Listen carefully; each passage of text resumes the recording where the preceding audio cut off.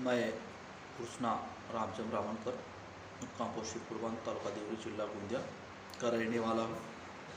दोस्तों, मुझे कुछ चीज़ें समझ रही है, उसके बारे में मैं आपको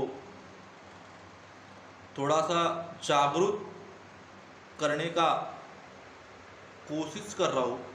और ये देश में मेरे दोस्तों, हम जिन नेताओं को वोट देकर चुनते हैं, उन्हें अपना प्रतिनिधित्व बना के संसद और विधानसभा में भेजते हैं और इन अनपढ़ नेताओं से हमारे लिखे पढ़े युवाओं को गुलाम होने जा रहे हैं।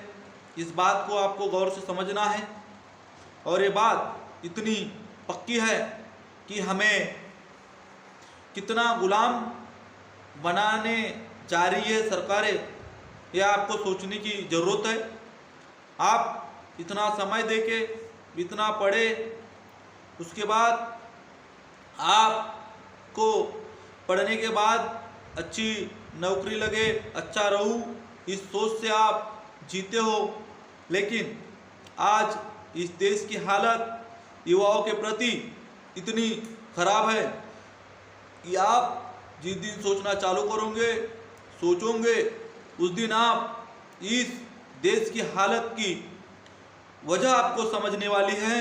मेरे दोस्तों, आपको इस देश की संसद में और विधानसभा में बैठे हुए लोग, अनपढ़ गंवार लोग, नेता लोग हमें गुलाम बना रहे हैं, लेकिन हमारे हक की बात नहीं कर रहे हैं। तो भी मेरे युवाओं, आप इस सिस्टम को समझने का कष्ट करें और इस राजनीतिक पटल पर तुम्हारी अस्मिता को रखिए।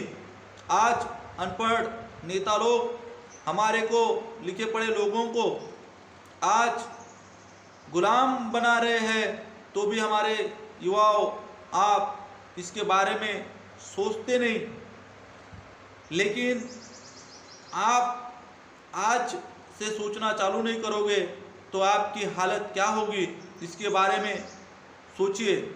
आप इसके बारे में सोचिए कि मेरी लाइफ क्या होगी, मेरी ज़िंदगी क्या होगी।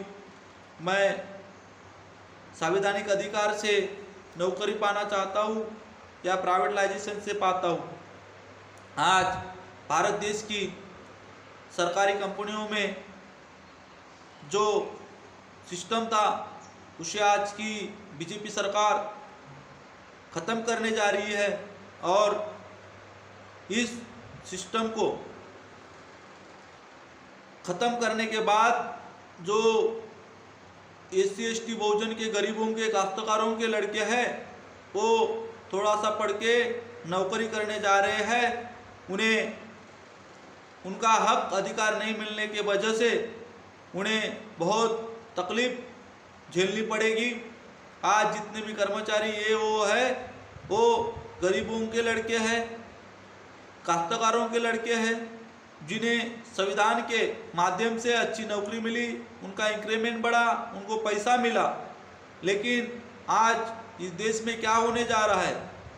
मोदी साहब बोलते हैं कि मैं 2 करोड़ नौकरियां दूंगा, लेकिन नौकरियां कहाँ देने वाला है?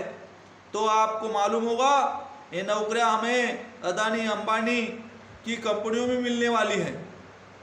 तो क्या मेरे दोस्तों, इससे आपका अधिकार मिलने वाला है? आपको इसके बारे में आपको सोचने की ज़रूरत है और इस संविधान के माध्यम से आप काम मिलना चाहिए, इसके बारे में सोचिए।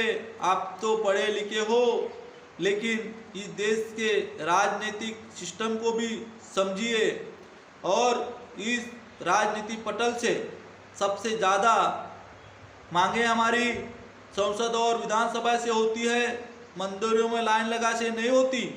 इसके लिए आप पढ़ते पढ़ते इस देश के राजनीतिक सिस्टम को भी समझिए और आवाज़ उठाइए, नहीं तो आने वाले दिन इतने खराब होने वाले हैं कि आप जिंदा रहोगे, लेकिन जिंदा रहने का आपके मन में नहीं रहेगा, ऐसी हालत आपकी होने वाली है मेरे दोस्तों।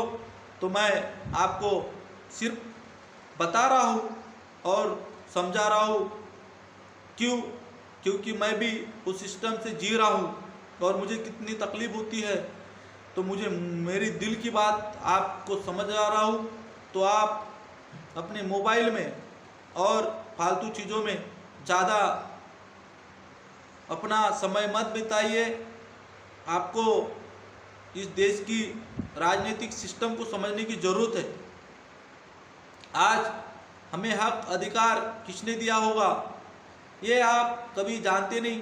आज ज्योतिराव फुले जो थे वो एक ब्राह्मण समाज के घर में शादी गए, उनका दोस्त था। जब उनके दोस्त के माँ बाप ने देखे कि एक शूद्र मेरे घर में आया है, इसकी अब बराबरी हमारी बराबरी नहीं कर सकता, उसे उस शादी से बाहर निकाला गया। तब वो वहाँ से नाराज होकर बाहर निकले और उन्होंने सोचा कि देश में ये क्या होने जा रहा है। तो उन्होंने समझे कि एक लेडीज़ को जब तक मैं पढ़ाऊँगा नहीं तब तक ये देश की हालत बनेगी नहीं।